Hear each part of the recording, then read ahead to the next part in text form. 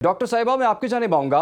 Doctor साहिबा, इस वक्त तो आर्जी जंगबंदी का जो आखिरी रोज़ है और कल सुबह 7 बजे तक ये आर्जी बंदी है, लेकिन हम देख रहे हैं, उम्मीद तो यही जाहिर की जा रही है कि ये आर्जी जंगबंदी जो है उसमें मजीद तोसी हो जाएगी। लेकिन साथ ही साथ नेतन्याहू का जो बयान है वो बड़ा ख़तरनाक है। उन्होंने कहा कि उसके बाद हम पूरी ताकत से गज़ा पर हमले करेंगे। तो इंटरनेशनल कम्युनिटी जो कि इसमें इन्वॉल्व हुई है इस जंगबंदी को मटेरियलाइज करने के लिए, उनकी इस पर क्या तैयारी होगी कि दोबारा से जंग ना हो बल्कि जंगबंदी जो है वो एक्सटेंड हो जाए? इसमें दो बातें बहुत समझने की हैं। एक तो इंटरनेशनल कम्युनिटी में इस जंग बंदी में कतर का जो रोल है और जो मुस्लिम अरब वर्ल्ड्स का वो इंटरनेशनल मीडिया पे बहुत मार्जिनलाइज किया जा रहा है और कहा ये जा रहा है, प्रोपोगेट ये किया जा रहा है कि इसमें शायद वेस्टर्न वर्ल्ड जो है वो इन्वॉल्व है इस सीज़ फायर में और ये उनकी कोशिश से ऐसा हो रहा है। ये ऐसा नहीं हो रहा। जैसे अभी ब्रिगेडियर साहब बता रहे थे कि जो इकोनॉमिक जो एक चोकिंग है वो एक ऐसा उसका रद्द-ए-अमल होता है कि आपको कुछ ना कुछ उसके बारे में सोचना पड़ता है। तो ये बैकडोर डिप्लोमेसी से अरब वर्ल्ड की तरफ से हो रही है, जिसमें कतई तौर पे ये समझाया जा रहा है कि अगर हम किसी भी शराइत पर इकट्ठे नहीं मिल बैठे तो फिर दोनों पार्टीज़ का बहुत नुकसान होगा। तो इसराइल जो है वो इसमें सबसे बड़ा मीडिएटर कतर है इस पूरी जो है ट्रूस करने में। दूसरा जो आपका सवाल था कि ट्रूस एक्सटेंड कैसे हो सकता है? ट्रूस एक्सटेंड होने की शराइत जो रखी गई हैं वो 10 होस्टेज पर डे जो है वो बताया जा रहा है कि आप इसराइल कह रहा है कि 10 आप और बंदे हमारे छोड़ दें तो 1 दिन और किया जा सकता है, लेकिन इसमें भी इसराइल की चाल को समझने की ज़रूरत है। इसराइल ऑलरेडी गज़ा को 2 हिस्सों में डिवाइड कर चुका हुआ है, नॉर्थ गज़ा में और साउथ गज़ा में। साउथ गज़ा में सीज़ फायर नहीं है। ये जो सीज़ फायर की हम बात कर रहे हैं, ये सिर्फ़ नॉर्थ की पट्टी पे है। जो साउथ है वो अभी भी वॉर ज़ोन है। अभी भी वहाँ जाने पे मना है, अभी भी वहाँ पे शूट एट साइट है, अभी भी वहाँ पे बम्बार्डमेंट हो सकती है। तो वो तो ऑलरेडी गज़ा को भी 2 टुकड़ों में डिवाइड कर चुका हुआ है। तो अब अगर हम इसके परमानेंट सॉल्यूशन की तरफ जाते हैं, तो हम किस बॉर्डर की बात कर रहे हैं जहाँ पे फ़लस्तीन जो है वो 2 स्टेट जो है उसकी रेज़ोल्यूशन की तरफ जाएगा। तो इसराइल जैसा दुश्मन जो है जिसके पास बहुत ज़्यादा अलायंस भी है, ताकत भी है, उसकी चालों की कितनी लेयर्स हैं, इनको समझना थोड़ा-सा मुश्किल है कि आप फ़िलहाल तो सीज़ फायर करके अपने जितने भी क्रिमिनल्स हैं, आप उनको छुड़वा लें। एक और बात बहुत इम्पोर्टेंट है जो मैं यहाँ करना चाहती हूँ, जी। वो ये कि वेस्टर्न मीडिया पे एक और बहुत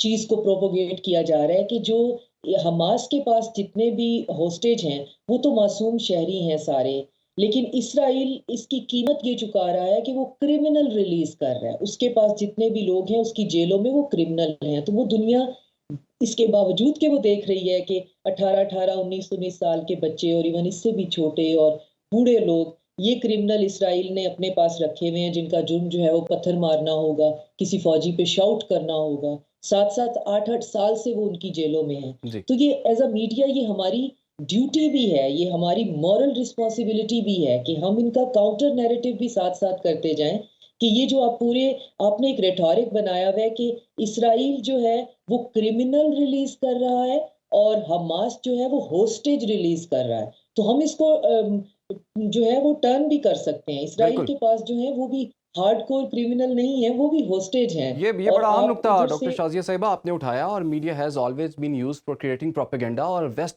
को तो इसमें बड़ी महारत हासिल है कि वो कैसे प्रोपेगेंडा क्रिएट करते हैं। अच्छा डॉक्टर साहिबा, इस वक्त हमास की हम बात करें तो आपकी नज़र में हमास का मुस्तकबिल क्या है?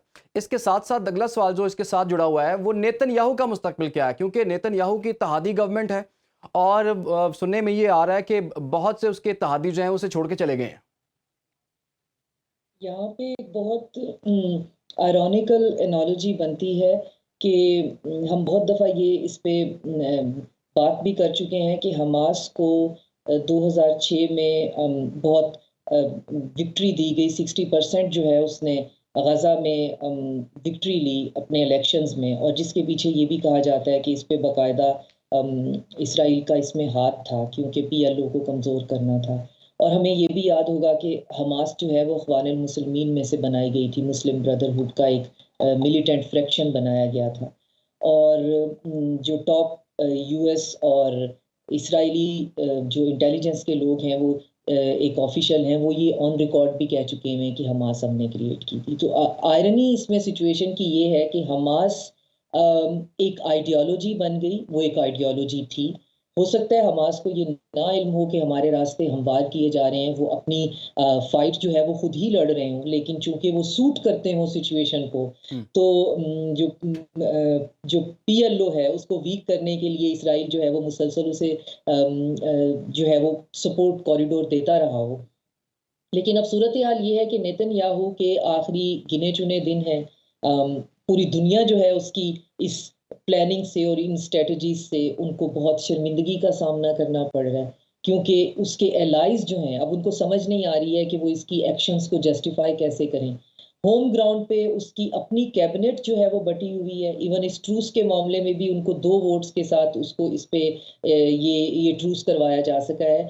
इस मामले में भी इनकी जो हार्डकोर हार्ड लाइनर हैं, वो ये ट्रूस भी नहीं चाहते थे। वो हमेशा के लिए इसी टाइम पे ग्रेटर इसराइल बना लेना चाहते थे, जो कि इम्पॉसिबल सी चीज है जो पूरी दुनिया को नजर आ रहा है। जी। तो कहने का मतलब ये है कि हमास का मुस्तकबिल जो है एक आइडियोलॉजी के तौर पे सामने आया है। तो उसमें राइट। हमास के इंडिविजुअल्स को अगर आप खत्म भी करते रहेंगे तो आइडियोलॉजी खत्म नहीं होगी। ठीक। नेतन्याहू जो है वो एक एक्सट्रीमिस्ट और एक ऐसा रिस्की फैक्टर बन के सामने आया है कि जो आपके मकसद के हसूल में आपको दिखने में बहुत गंदा दिखा सकता है। इसको सादा तरीन लफ्जों में ये कहा जा सकता है कि वेस्ट का जो मकसद है उसको हासिल करने में अगर उन्होंने नेतन्याहू का साथ दिया है, तो अब वो बहुत गंदे लग रहे हैं, और ये उनको भी समझ में आ रहा है। जैसे कि आज जो है वो मीटिंग हो रही है, मेडिटेरेनियन जो कॉन्फ्रेंस होती है स्पेन में हो रही है, उसके अंदर भी जी। नॉर्थ अफ्रीका, उसके अंदर यूरोपियन यूनियन और ओआईसी के जो ओआईसी के अंदर जो एक ग्रुप तश्कील दिया गया था, मीडिएशन का ग्रुप जो है अरब वर्ल्ड का, वो जो है वो 3 ग्रुप्स जो हैं वो आज डिस्कशन जी। करेंगे। उसका कम्युनिके भी हमारे सामने आएगा। तो हम देख रहे हैं कि दुनिया जो है वो कितनी तेजी से किस तरफ जा रही है। चाइना जो है वो एक्स्ट्रा ऑर्डिनरी जो है वो ये सिक्योरिटी काउंसिल का एक इजलास जो है वो करने लगा है। उसके पास रोटेशन की प्रेसिडेंसी है, तो वो अब डेफिनेटली उसको बहुत और तरीके से लेकर चलेगा। ब्रिक्स का एक्स्ट्रा ऑर्डिनरी इजलास हुआ है। तो इस पूरी दुनिया के अंदर एक्स्ट्रा ऑर्डिनरी जो है वो बिल्कुल, पूरी दुनिया में तंजीमों बड़ी के तेज से तब्दीलियां होती हुई दिखाई दे रही हैं।